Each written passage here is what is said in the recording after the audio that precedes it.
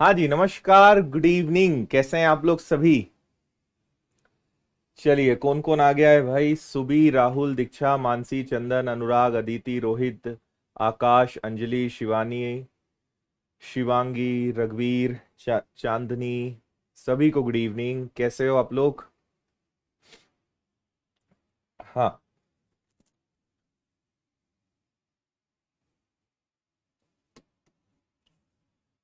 Question number 144 से हमें शुरू करना था। हाँ, कल क्लास नहीं हो पाई थी। कल कुछ बहुत जरूरी और बहुत इंपॉर्टेंट काम मुझे आ गया था अचानक। तो फिर एंड टाइम पे क्लास को कैंसिल करना पड़ा। और रीजन बहुत अच्छा है। 2 या 3 दिन में मैं आपको कंफर्म बताऊंगा। मतलब कंफर्म ऐसा कि वो राज की बात बताऊंगा, मजा आएगा आपको। एक और नई चीज है ना। 2-3 दिन का इंतजार करिए बस।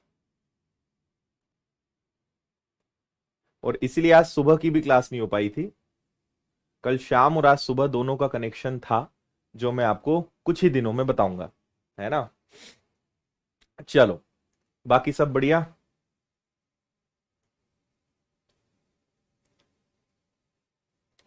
ठीक है,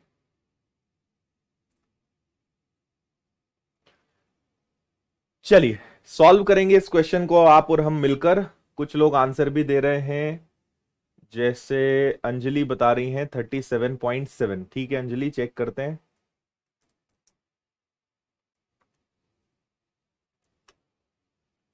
हम्म, देखो यहां पे क्या कहा है। 1 मीटर लंबा पाइप बाहरी त्रिज्या के बराबर आंतरिक व्यास के साथ बनाया जाता है। 1 मीटर लंबा पाइप है, बाहरी त्रिज्या के बराबर आंतरिक व्यास के साथ, है ना। तो पाइप है तो दिखती बात है, पाइप कैसा होगा? खोखला होगा। तो ये हो गया पाइप, है ना। अब इसमें दो चीजें रहने वाली है, एक आंतरिक व्यास और एक बाहरी व्यास। यानी आंतरिक त्रिज्या और बाहरी त्रिज्या। एक छोटी त्रिज्या होगी, एक बड़ी त्रिज्या होगी। दो प्रकार की यहां पे रहने वाली है। तो आपसे कहा गया है बाहरी त्रिज्या के बराबर आंतरिक व्यास है। ठीक है, बाहरी त्रिज्या के बराबर। अगर मैं बाहर की त्रिज्या को आर नाम दूं, तो अंदर की त्रिज्या होगी आर, लेकिन उसके दुगने के बराबर है ना। बाहरी त्रिज्या के व्यास, बाहरी त्रिज्या के बराबर आंतरिक व्यास है। यानी अगर बाहर की त्रिज्या आर है तो वो अंदर 2r के बराबर होगी। ये बात हमें उसमें समझ में आ रही है। इतनी बात आपको समझ में आई, है ना। अब आपसे कहा गया है कि इस पाइप में इतना पानी आ सकता है। तो जो भी चीज आ सकती है, समा सकती है, उसको हम आयतन कहते हैं, वॉल्यूम कहते हैं। तो खोखले इसका, अच्छा, इसे बनाने के लिए कितनी सामग्री की आवश्यकता पड़ेगी? ठीक है, बहुत बढ़िया। यहां तक आपको बात समझ में आ गई? हम्म, अच्छा दीपांशु, ठीक है। तो देखो, हम यहां पे पूरे खोखले से हमें मतलब नहीं है, क्योंकि पानी तो अंदर वाले खोखले हिस्से में ही रहेगा। तो अंदर वाले हिस्से का आयतन क्या होगा? πr²h। और अंदर कितना पानी आ सकता है? 88/7, है ना। तो इसको सॉल्व कर लेते हैं। ये आ गया आपका 22/7। ये आ गया आपका आर का स्क्वायर। 1 मीटर लंबा पाइप है तो 1 मीटर, और ये आ गया आपका 88/7। काटा पीटी करते हैं। 7 से 7 गया, 22 से 4 बार कैंसिल हुआ। और 4 किसका स्क्वायर होता है? 2 का। 4 किसका स्क्वायर होता है? 2 का। तो आर की वैल्यू आपको मिल गई 2। अब अगर आर की वैल्यू 2 है, इसको अगर मैं यहां रख दूं, तो कैपिटल आर की वैल्यू क्या हो जाएगी? 4। अगर स्मॉल आर की वैल्यू 2 है, तो कैपिटल आर की वैल्यू क्या हो जाएगी? कैपिटल आर की वैल्यू 4 हो जाएगी। अब बोला है इसे बनाने के लिए, इसे मतलब किसे? इस खोखले बेलन को बनाने के लिए कितना, कितनी सामग्री की आवश्यकता है। यानी खोखले बेलन का आयतन पूछा है, खोखले पाइप का आयतन पूछा है। तो वो क्या होता है? πr²h। तो आपके पास सारी जानकारियां हैं। पाई का मतलब हो गया आपका 22/7। आर का स्क्वायर यानी 4 का वर्ग हो जाएगा आपका 16। स्मॉल आर यानी 2 का वर्ग हो गया 4, और एच का मतलब क्या हो गया, वही 1 मीटर लंबा पाइप, तो ये 1 आ गया। ठीक है, और इसको आगे सॉल्व करें। सो 22/7, और 16 में से 4 गया तो ये आ गया आपके पास कितना, 12।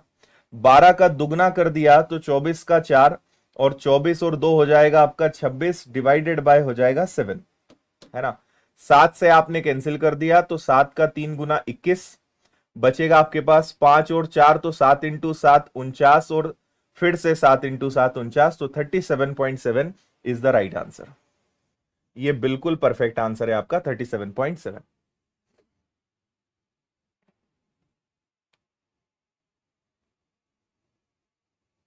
बताओ सब लोग, समझ में आया या नहीं आया?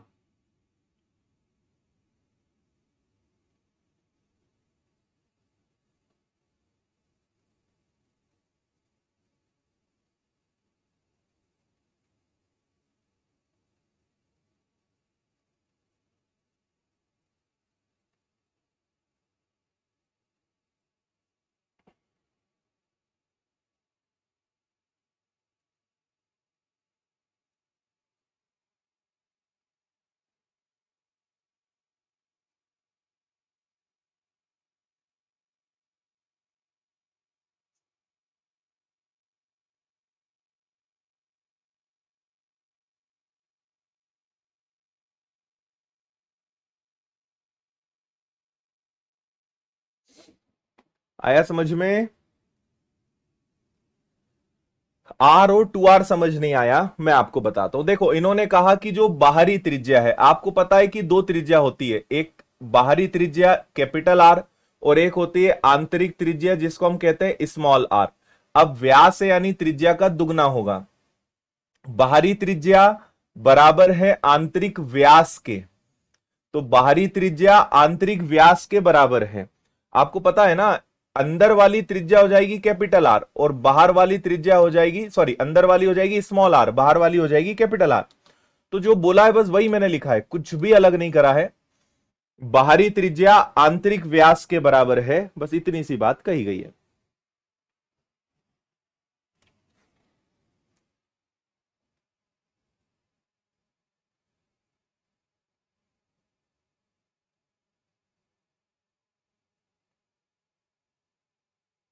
ठीक, चला जाए आगे।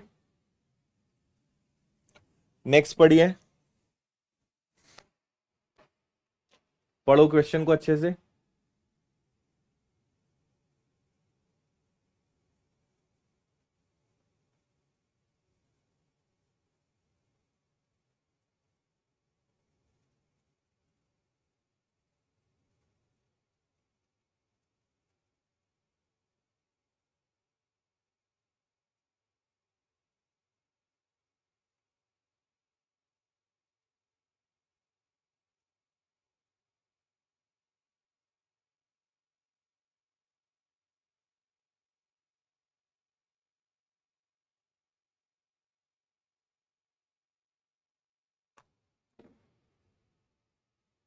हाँ,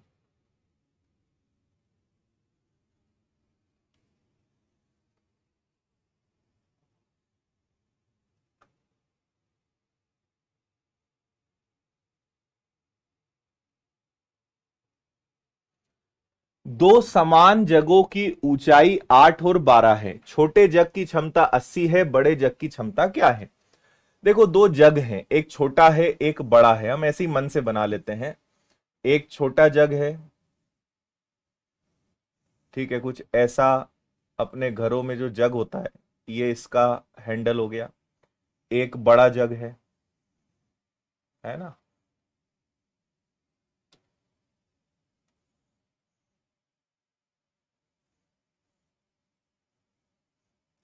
ये दो जग हो गए। अब इन्होंने कहा है समान जग। समान मतलब अब क्या है, जब उन्होंने बोल दिया कि दोनों की ऊंचाई अलग अलग है, दोनों की हाइट अलग अलग है, तो इसका मतलब त्रिज्या तो सेम होगी। इन दोनों की रेडियस कैसी होगी, सेम होगी। और यहां भी क्या होगा, यहां भी कुछ इस प्रकार की ही स्थिति बनेगी, है ना। तो त्रिज्या तो दोनों की सेम है, लेकिन इसकी ऊंचाई 8 है और इसकी ऊंचाई क्या है, 12। तो आपसे बोला है अब दोनों की क्षमता बताइए, क्योंकि जग बेलनाकार है तो बेलन का आयतन क्या हो जाएगा, पाई आर स्क्वायर एच। इसको H1 और इसको H2 कर देता हूं। दूसरा क्या हो जाएगा, दूसरा हो जाएगा पाई आर स्क्वायर H2। ठीक है, तो पाई और आर दोनों का सेम है, तो आया H1 और H2। अगर इसकी ऊंचाई 8 है तो इसकी ऊंचाई 12 है, तो ऊंचाई का अनुपात जो होगा वही उनके आयतन का, वही उनकी क्षमता का, वही उनकी कैपेसिटी का रेशो बनेगा। तो इनके वॉल्यूम का रेशो क्या बनेगा, 4 का दुगना 4 का 3 गुना, है ना। या फिर डायरेक्ट भी कर लो कि भाई इसकी क्षमता 80 है, तो 8 की वैल्यू 80 है, तो 12 की वैल्यू क्या आ जाएगी, 120। तो 120 आपके इस प्रश्न का आंसर होगा। ठीक है, क्योंकि आयतन या उनकी कैपेसिटी उसकी हाइट पर डिपेंड है, तो जो आयतन का अनुपात है वही उनकी क्षमता का अनुपात होगा। आया समझ में, काफी सिंपल। आगे चलें, इस क्वेश्चन को पढ़िए।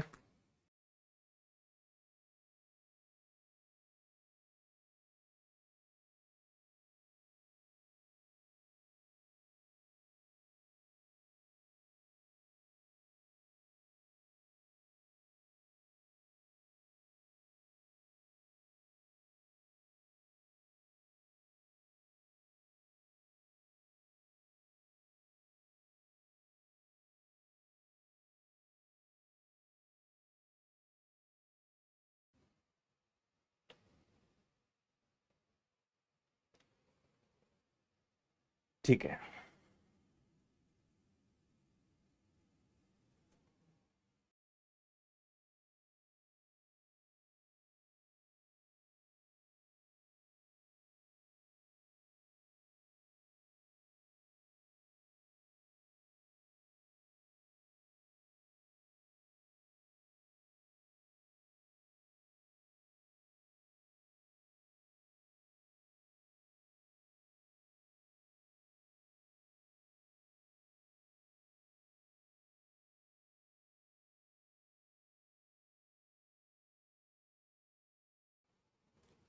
हाँ हाँ, सीजीएल का कल नोटिफिकेशन आ चुका है।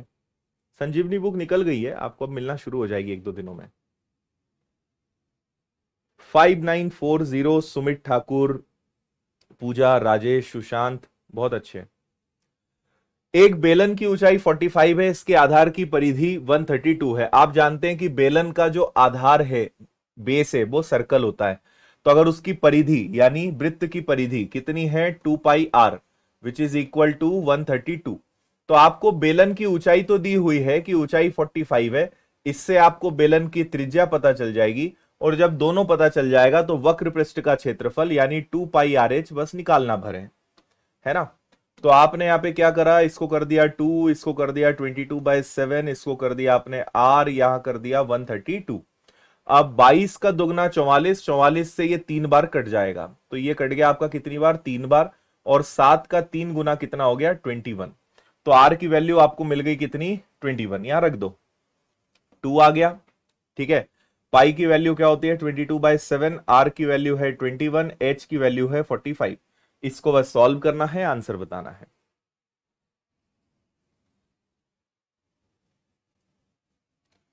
ठीक है, यूनिट डिजिट से भी हो जाएगा, लेकिन जीरो के कारण नहीं कर पाओगे। डिजिटल सम लगा सकते हो आप चाहो तो, 7 से कैंसिल हो जाएगा ये 3 बार, और आप इसमें डिजिटल सम लगा लो, बहुत जल्दी आ जाएगा। डिजिटल सम कैसे होगा कि 5 और 4 कितना हो गया, 5 और 4 9 हो गया। तो 9 ढूंढो, 6 और 3 9 नहीं हो सकता, 7 2 9 बचा 6 नहीं हो सकता, 7 2 9 बचा 5 नहीं हो सकता, 9 5 और 4 9 हो सकता है। तो 5940 आपका आंसर। हम्म,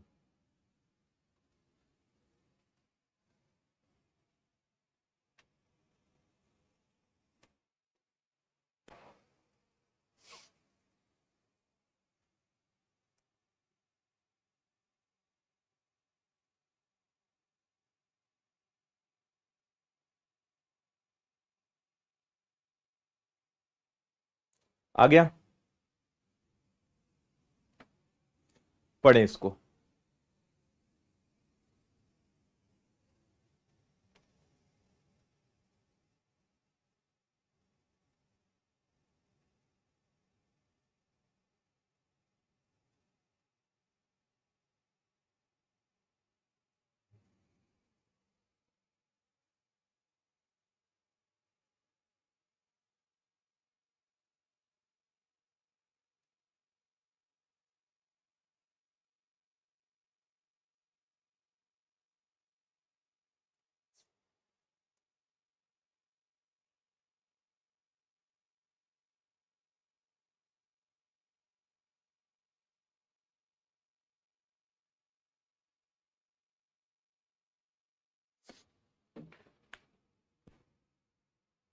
हाँ, 2 पाई आर डायरेक्ट भी रख सकते थे पिछले सवाल में, बिल्कुल।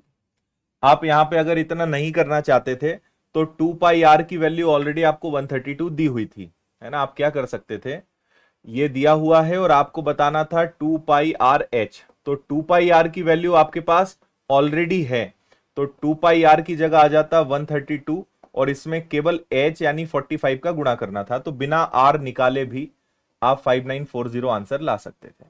ये भी सही है, कोई गलत नहीं है इसमें।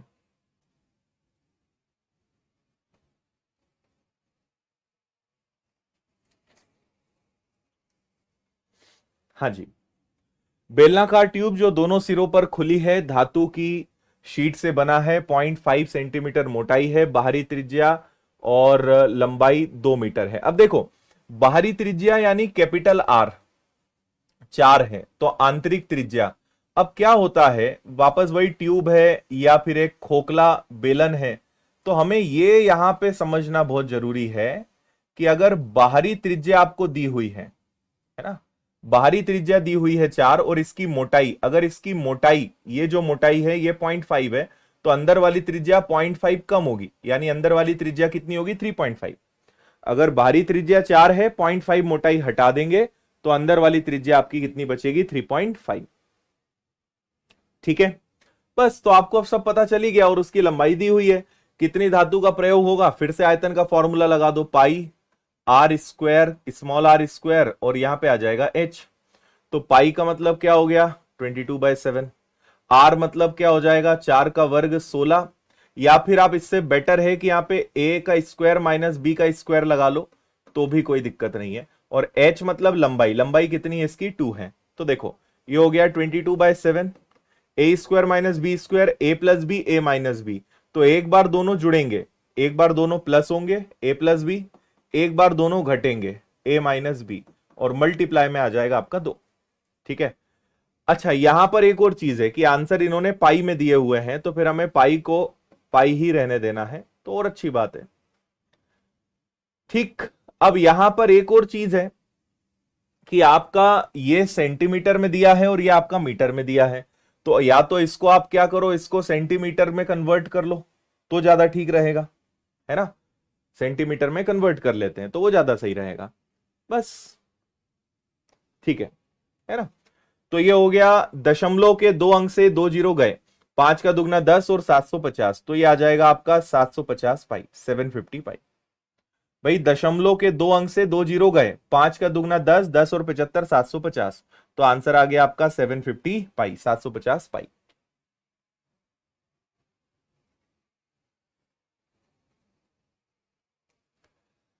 हाँ, बहुत सारे बच्चों को संजीवनी बुक नहीं मिल पाई है, हम उसके लिए कर रहे हैं और शायद 1-2 दिनों के अंदर कुछ वापस से उसी प्रकार की कुछ 5,000 किताब या कुछ ऐसा लाने का हम प्रयास कर रहे हैं। जैसा भी रहेगा सबसे पहले हम आपको बताएंगे, है ना।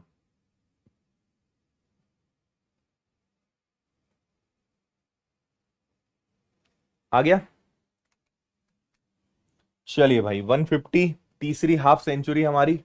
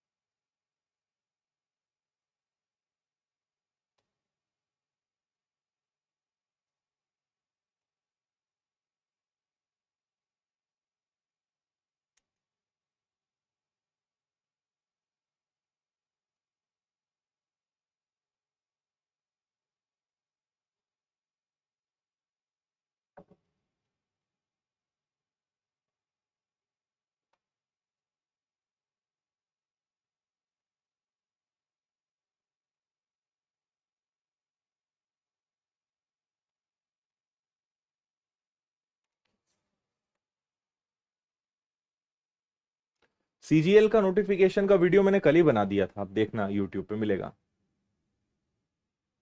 हम्म।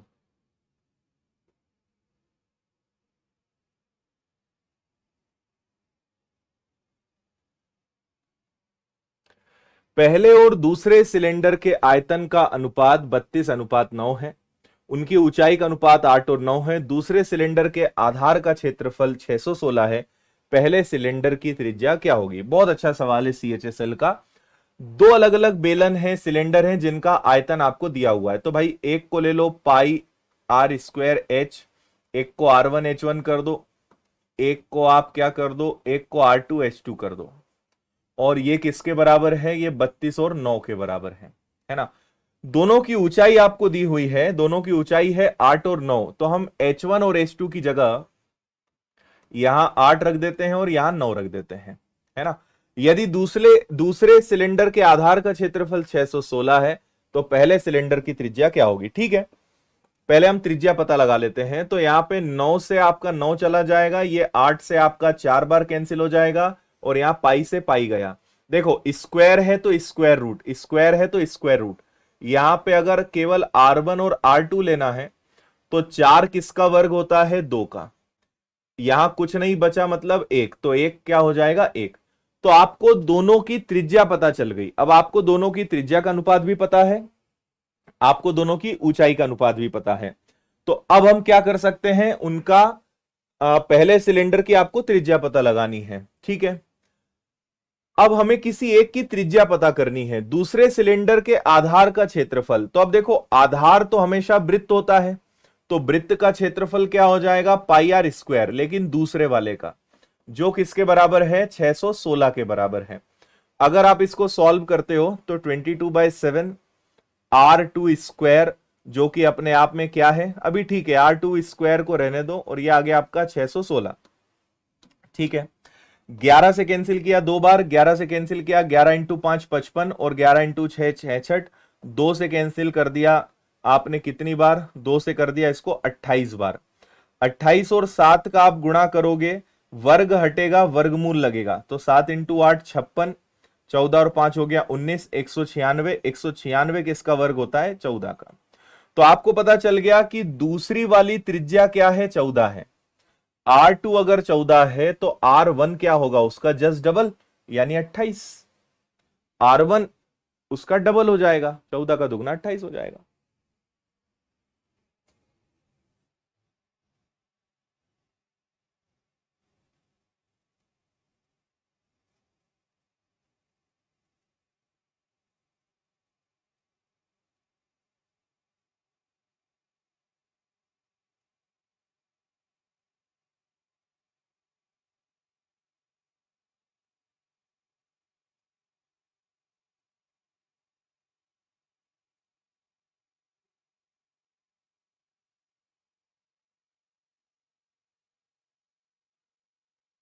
आ गया?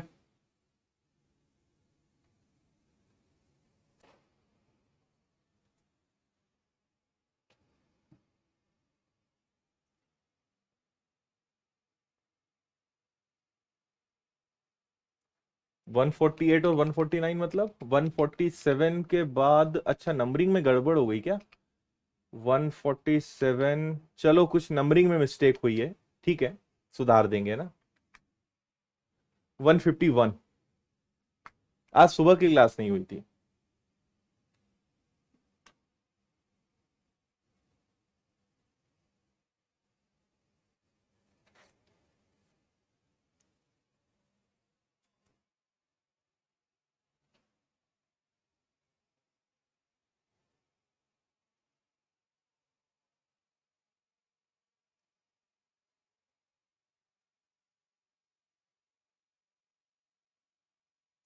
एक बेलन की ऊंचाई की त्रिज्या का अनुपात 7 और 5 है ना। ऊंचाई की त्रिज्या का अनुपात 7 और 5 है। यदि इसका आयतन इतना हो तो इसका संपूर्ण पृष्ठ का क्षेत्रफल ज्ञात करिए, ठीक है। देखो हम यहां पे क्या कर सकते हैं, ऊंचाई का त्रिज्या से, यानी ऊंचाई और अगर त्रिज्या का अनुपात निकालें, या इसको मैं ऐसा कहूं कि ऊंचाई का त्रिज्या के साथ जो अनुपात है वो कितना है? 7 और 5 है, ठीक है। अब आयतन का सूत्र क्या होता है बेलन का? पाई आर स्क्वायर एच, जो अपने आप में कितना है? अपने आप में है 1483 6.5। हम ऐसा करते हैं, इसको 7x और इसको 5x ले लेते हैं, तो ये हो जाएगा आपका 22/7। आर 5x यानी 5 और 5 हो गया आपका 25x का वर्ग। और h मतलब क्या हो जाएगा आपका 7x, और ये आ जाएगा आपका 14836 और पॉइंट का मैं नीचे ले देता हूं 10, है ना, दशमलव। अब इसको सॉल्व करना पड़ेगा, ये हमारे लिए मेन टास्क है। ओके, तो एक बार ये कोशिश करते हैं कि अगर इसको देखें तो 7, फिर हो गया आपका 7 और 6, है ना, 63। ये पहले तो मैं 7 से कैंसिल कर देता हूं, तो 7 का दुगना हो गया 14, फिर 7 एकम 7, फिर 7 एकम 7, 7 × 9 63, और 7 × 5 हो गया 35। तो ये आपका 7 से एक बार तो गया। अच्छा, 11 से कैंसिल करने का और प्रयास करते हैं, 5 और 1 6 और 2 हो गया आपका 8। 11 से कटेगा, नहीं कटेगा, ठीक है। बेलन का त्रिज्या से 7x हो गया और 5x हो गया, तो 5 का वर्ग हो गया 25x का स्क्वायर, और ये 7x, ठीक है। ओके, यहां तक समझ आ गया। 85, ठीक है, देख लेंगे अपन उसको भी, है ना।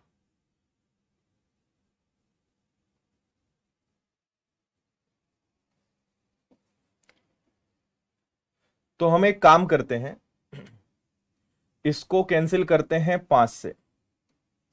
इसको अगर मैंने 5 से कैंसिल किया तो 5 से कैंसिल हो जाएगा 2 बार, 5 से इसको करा तो 5 × 4 20, फिर 5 का दुगना 10, फिर 5 का 3 गुना 15, और 5 × 9 45, है ना। इससे ज्यादा कुछ संभावना दिखाई नहीं दे रही है। और क्या किया जा सकता है भाई, 7 से हालांकि 7 भी उड़ाया जा सकता था, पर अब ठीक है। अब हमारे पास बड़ा कैलकुलेटिव सवाल आ गया यार, सीधा सीधा कुछ दिख नहीं रहा है। 9 और 2 11, 4 और 3 7,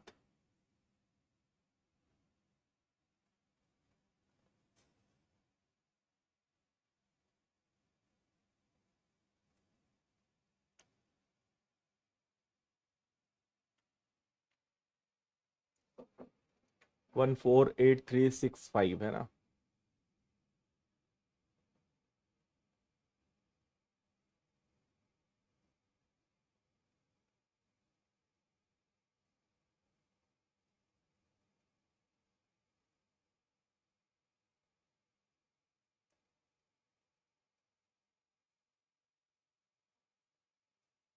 इस हिसाब से देख के इसको लग रहा है कि ये डेसिमल में जाएगा, हम डिजिटल सम भी यहां पे लगा नहीं पाएंगे, है ना। कैलकुलेशन है, इसमें इन्होंने कुछ भी छोड़ा नहीं है हमारे लिए। अच्छा, हम चाहें तो एक काम यहां पे और किया जा सकता है, हालांकि घूम फिर के आखिर में चीज वहीं की वहीं आएगी, लेकिन एक और तरीका यहां पे हम क्या लगा सकते हैं वो और मैं आपको बताता हूं। एक तरीका हम यहां पे ये लगा सकते हैं कि अगर मैं इन दोनों को बराबर ले लेता हूं, है ना, तो मैं किसी भी एक की वैल्यू ले लेता हूं कि भाई h की वैल्यू अगर मैं आपसे पूछूं कि बताओ h बराबर क्या, तो मैं h की जगह लिख सकता हूं 7r/5। 7r/5, आर इधर गया तो ये आ गया, तो पाई रहेगा, आर स्क्वायर रहेगा, और h की जगह मैं क्या लिख दूंगा 7r/5, और ये आ गया आपका 148,365, और अपॉन में आ गया आपके पास 10, है ना। इससे ज्यादा कुछ नहीं किया जा सकता। तो यहां पे 5 से अभी भी ये कैंसिल हो जाएगा 2 बार, 7 से हमने इसको उड़ाया था, 7 दूनी 14, 7 एकम 7, 7 एकम 7, 7 × 9 63, और 7 × 5 35, ये आ रहा था, आया ना। और यहां पे आपका ये आ जाएगा 22/7, मतलब कैलकुलेशन तो आपका अभी भी घूम फिर के वही आना है।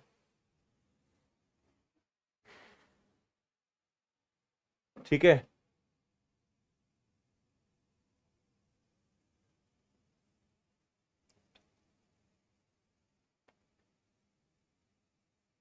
एक मिनट रुकना है ना।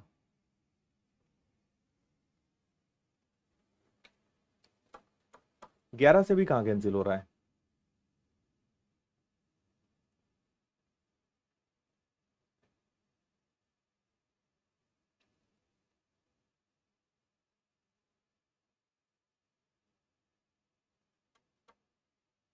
ओके, इस क्वेश्चन में ना, ठीक है, एक चीज है, ओरिजिनल क्वेश्चन में यहां पे ये लिखा हुआ था कि पाई की वैल्यू 3.14 लेना है, यहां पे वो मिसिंग है।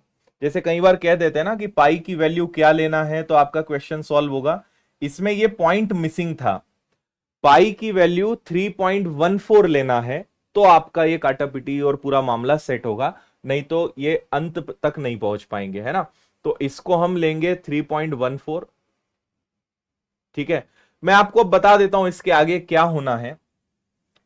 तो हम जो पहले कर रहे थे वो भी ठीक था, आप जब पूरी काटापीटी करेंगे तो ये आखिरी में 3375 पे आके रुकेगा।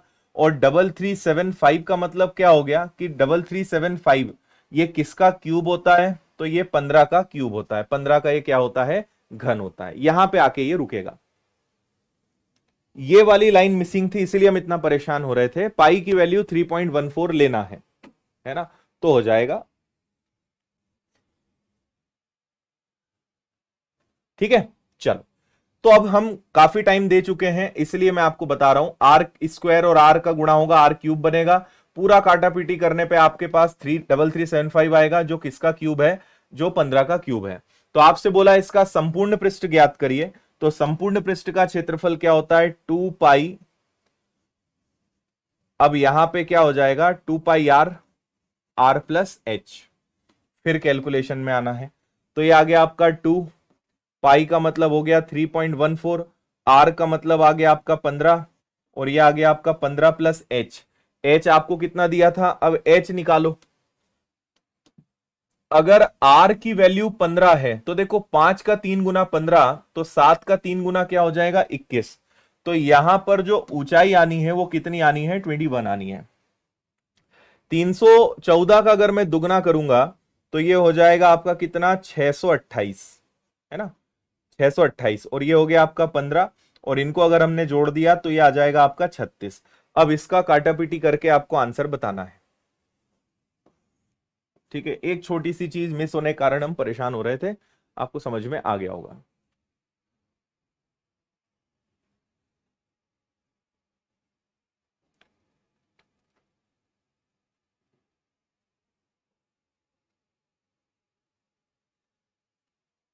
ऑप्शन काफी दूर दूर है, 1000 से ज्यादा का अंतर है, तो हम एक अनुमान के आधार पे भी कर सकते हैं। 15 इंटू 6 हो गया 90, यानी ऑलमोस्ट 10। 10 और इसका गुणा करेंगे, आंसर 3000 की रेंज में आएगा। आंसर आपका ये वाला आना बिल्कुल तय है, मतलब हम अनुमान लगा सकते हैं क्योंकि ऑप्शंस काफी दूर दूर हैं, तो कोई दिक्कत वाली बात नहीं है। चलो, काफी समय दिया, हम आगे बढ़ते हैं सवाल से।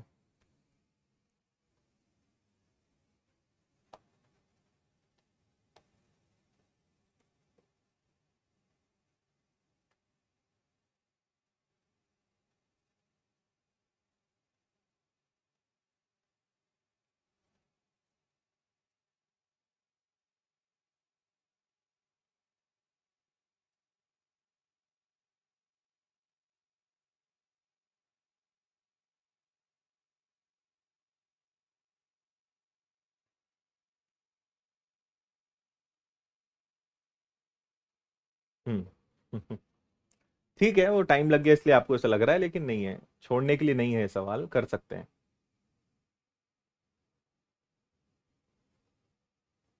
हाँ, डिजिटल सम भी लग रहा था, आखिरी में लग जाएगा, शुरू में नहीं लगेगा। ऊंचाई h और त्रिज्या के एक ठोस लंब वृत्तीय आर बेलन का वक्र पृष्ठ का क्षेत्रफल उसके कुल पृष्ठीय क्षेत्रफल का 1/3 है। तो इनमें से कौन सी चीज आपसे पूछी जा रही है, सिद्ध होती है, बताओ। देखो, ऊंचाई h है और त्रिज्या के एक ठोस लंब वृत्तीय बेलन का वक्र पृष्ठीय क्षेत्रफल उसके कुल पृष्ठीय क्षेत्रफल का 1/3 है। देखो, वक्र पृष्ठ का क्षेत्रफल क्या होता है, 2 पाई आर एच, और वक्र पृष्ठ का संपूर्ण पृष्ठ का क्षेत्रफल क्या होता है, 2 pi are, are plus H. तो वक्र पृष्ठ का क्षेत्रफल संपूर्ण पृष्ठ के क्षेत्रफल का क्या है, 1/3 है। ये आपसे एज इट इज का है कि वक्र पृष्ठ संपूर्ण पृष्ठ का 1/3, 2 पाई आर, 2 पाई आर गया। तो आपके पास क्या बचा, यहां पे बचा आपके पास h, ये 3 इधर आ जाएगा तो ये बन जाएगा आपका 3h, और यहां पे आ जाएगा R plus H, R plus H, ये आ गया। अब ये एच इसमें से माइनस हो जाएगा तो ये आपका 2H आ जाएगा और यहां पे केवल आर बचेगा। तो आर इज इक्वल टू, ठीक है, are is equal to 2H, एक ये पॉसिबिलिटी है, और एक हो सकता है कि H is equal to R by two, H is equal to R by two, दूसरी ये पॉसिबिलिटी है। तो डी आपके प्रश्न का आंसर हो जाएगा।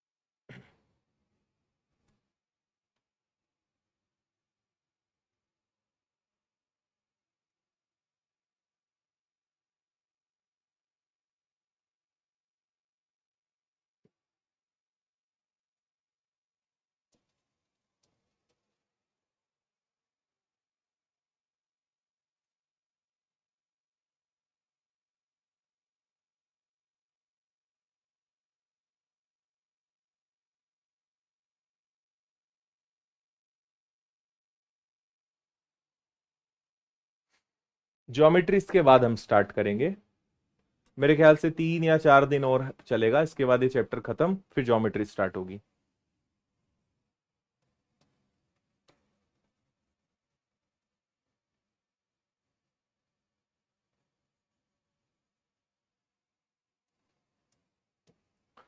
एक सुनार 1 मिलीमीटर व्यास के तार को बनाने के लिए 110 घन सेंटीमीटर सोने का उपयोग करता है। वह इस तार का इस्तेमाल बराबर लंबाई के सोने की जंजीरें बनाने में करेगा। प्रत्येक जंजीर में 56 सेंटीमीटर लंबाई के तार की आवश्यकता है, तो कितनी सोने की जंजीरें बना सकता है? बोलिए। हमारे पास कुल सोना कितना है? 110 क्यूबिक सेंटीमीटर। और तार है, तार का सूत्र क्या होता है? पाई आर स्क्वायर एच, तार मतलब बेलन, सिलेंडर। तो कितना हमारे पास तार है, उससे कितनी सोने की कड़ी बनाई जा सकती, जंजीर बनाई जा सकती है, जबकि टोटल सोना इतना है। तो कितने सोने की आप वहां पे जंजीर बना पाएंगे, जबकि टोटल सोना कितना है? 110 क्यूबिक सेंटीमीटर है। अब क्योंकि ये सेंटीमीटर है, ये मिलीमीटर है, तो इसको भी सेंटीमीटर में बदलना पड़ेगा, और ये साथ ही साथ व्यास है, तो इसका आधा करेंगे, एक का आधा करेंगे तो त्रिज्या हमें पता चलेगी, है ना? तो ठीक है, देखो, पाई का मतलब क्या हो गया? 22/7। आर क्या हो गई? देखो, व्यास एक है तो उसका आधा करेंगे, और मिलीमीटर को अगर सेंटीमीटर में बनाना है तो 10 का गुणा भाग देना पड़ेगा, और फिर से आर स्क्वायर है इसलिए 1/20। कितनी ऊंचाई है?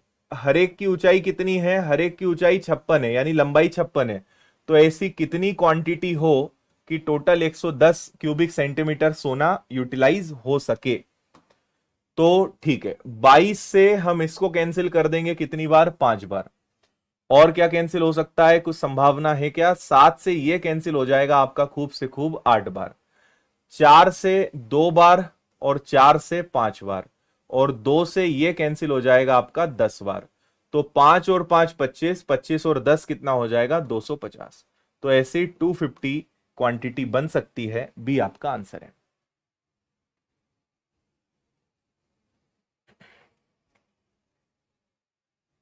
बोलिए। ठीक है,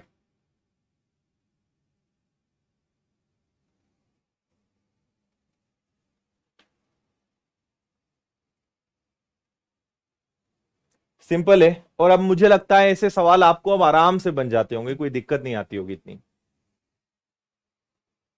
नेक्स्ट पढ़िए, क्वेश्चन नंबर 154।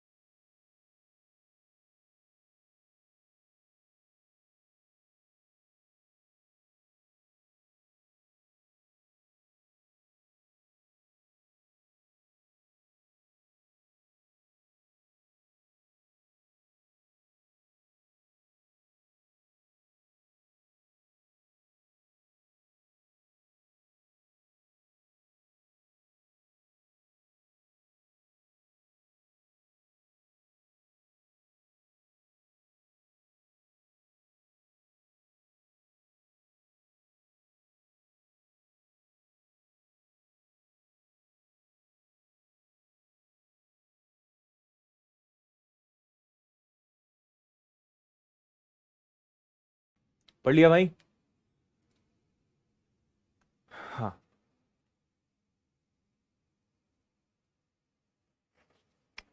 देखो आपसे यहां पे फिर क्या कहा गया है। अच्छा मनीष, 80 सेंटीमीटर लंबी बेलनाकार लोहे की छड़ के अनुप्रस्थ काट, यानी वही देखो बेलनाकार है यानी इस प्रकार की एक छड़ है, तो लंबी छड़ है, आपने उसको कहीं से काट दिया तो रहेगी तो बेलन ही ना। अनुप्रस्थ काट मतलब कुछ नहीं, आपने उसको क्रॉस सेक्शन किया है, काटा है। इस रॉड को पिघलाकर 220 घनों में ढाला जाता है, प्रत्येक घन की भुजा ज्ञात करिए। देखो आपको याद हो किसी चीज का, अगर किसी चीज के एरिया में, क्षेत्रफल में, अगर उसकी लंबाई का, यहां पे वो लंबाई है, अगर हम कहें उसकी ऊंचाई का गुणा कर दिया जाए तो वो आयतन बन जाता है। तो क्षेत्रफल दिया हुआ है 7546 और छड़ की लंबाई है 80, इन दोनों का गुणा कर देंगे तो ये अपने आप में क्या कहलाएगा, ये अपने आप में वॉल्यूम कहलाएगा। इससे मुझे घन बनाने हैं, कितने घन बनेंगे नहीं पता, सॉरी घन का, एक घन का आयतन कितना होगा नहीं पता, लेकिन ऐसे कितने घन बन जाएंगे, 220 घन बन जाएंगे, 220 क्यूब्स इससे क्रिएट हो जाएंगे, बन जाएंगे, है ना। बस इसको सॉल्व करो, ए की वैल्यू पता लगाओ। ठीक है, आपने यहां पे 0 से 0 कैंसिल कर दिया, 11 से इसको कैंसिल करके देखते हैं, है ना। भाई आप चाहो तो 2 से इसको उड़ा दो 11 बार, 2 से इसको उड़ा दो 4 बार, और 11 से इसको कैंसिल करके देखो। तो ये अगर आपने 11 से उड़ाया तो ये हो जाएगा 11 इंटू 6, 6 छठ 66, 11 इंटू 8 88, 11 इंटू 6 वापस से 6 छठ, है ना। तो ये आ गया, यहां पे आपके पास 4 पहले से है और ये एक क्यूब है, 4 का गुणा करा 24 का 4, 32 और 2 36, और 24 और 3 कितना हो जाएगा आपका, 24 और 3 हो जाएगा 2764, 6 इंटू 4। ठीक है यहां तक, है ना। 2 से हो गया 11 बार, 2 से कैंसिल हो गया 4 बार। ठीक है, अब ये बताओ कि 2764 किसी का क्यूब होता है क्या? अगर किसी का होता है तो वही आपका आंसर हो जाएगा। हाँ वेरी गुड।